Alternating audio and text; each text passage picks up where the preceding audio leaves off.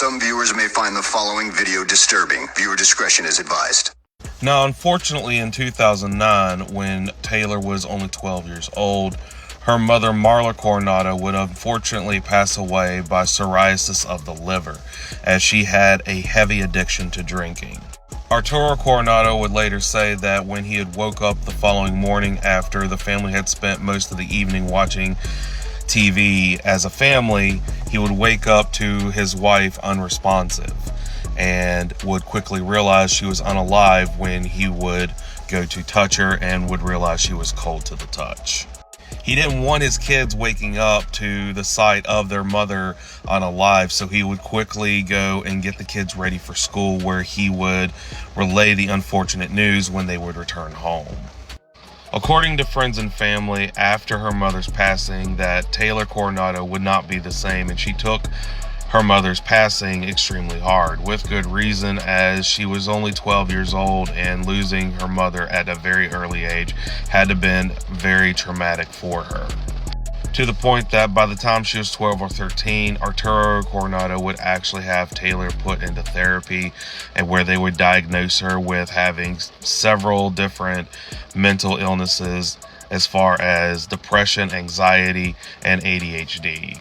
They would prescribe her Seroquel and Adderall, but Taylor really just didn't like taking those medications, as she didn't like how the medications made her feel.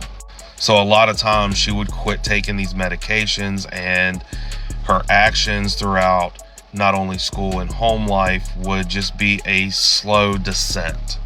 Now, it is said that this would be extremely hard on Arturo Coronado, as it was really hard not only to just do everything on himself, but also be the part of mother and father for both Taylor and Junior.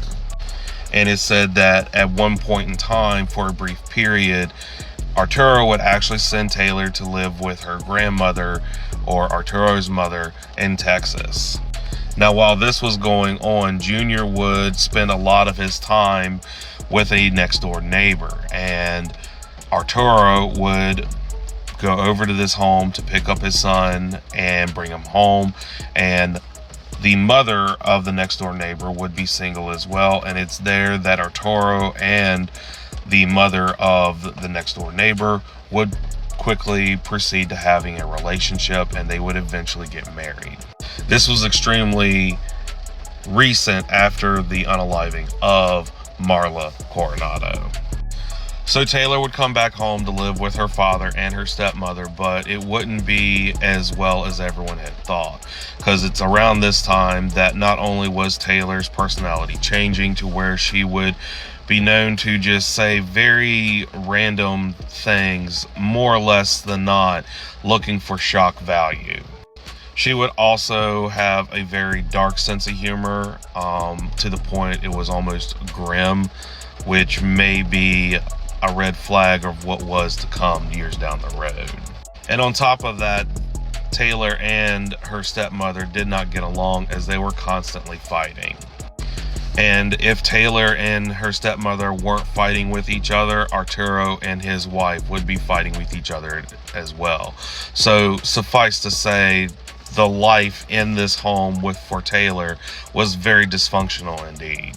And being that Taylor's home was a constant war zone, it is around this time that she began doing other things as well.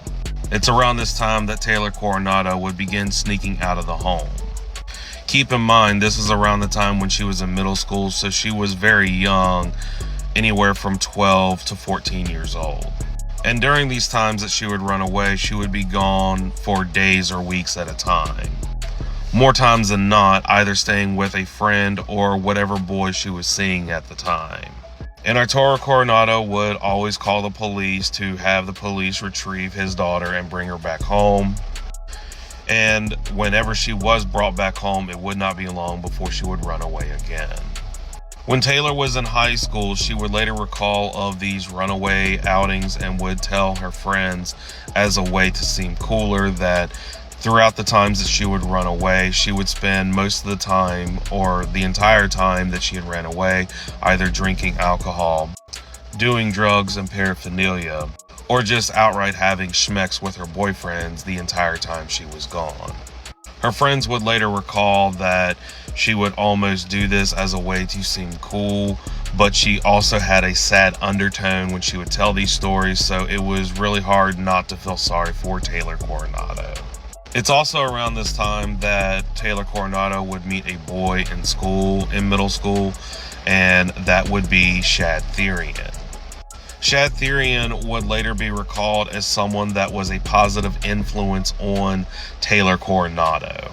And at the time that Taylor met Shad, it said that he was really artistic and outdoorsy. He enjoyed doing wood carvings and just spending time out in the woods. He also enjoyed hanging out in his house with his mother and also playing video games. And being that Shad Therian was very artistic and enjoyed video games, this would be something that would attract Taylor to Shad Therian, as she was very artistic as well, and she also had a love for video games, primarily stuff like Assassin's Creed. But unfortunately, even though Shad Therian and his friend AJ would be a good positive influence on Taylor Coronado, this unfortunately would not be enough to kind of steer her in the right direction and get her life back on track. And it is said that at some point, things for Taylor would come to a head. Where on one particular afternoon, Taylor Coronado would get into a fight with her stepmother, as she had done so many times before.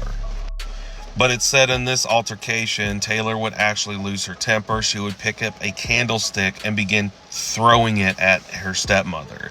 And unfortunately, this is around the time that Arturo Coronado and his wife would decide that it was just too much to deal with Taylor, and they would quickly send her to go live with Arturo's mother, which would be the same mother that lived in Texas.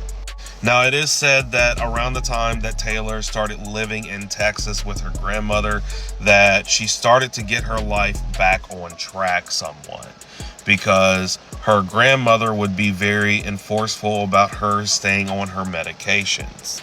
And because she was on her medications on a regular basis, a lot of the problems that Arturo and his wife would have with Taylor at the home, they would not have with her grandmother, because she was completely medicated, and these medications were actually helping with a lot of her personal issues or mental issues that she had going on at the time.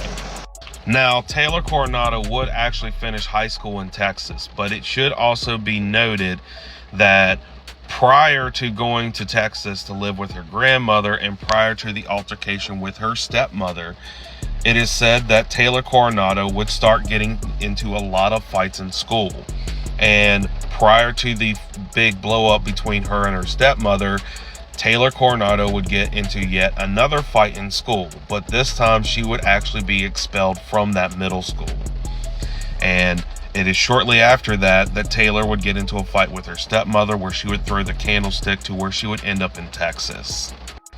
And as I just said, she would finish out high school and actually graduate. Now, after graduation, it's around the time that Taylor Coronado wanted to get off her medications again.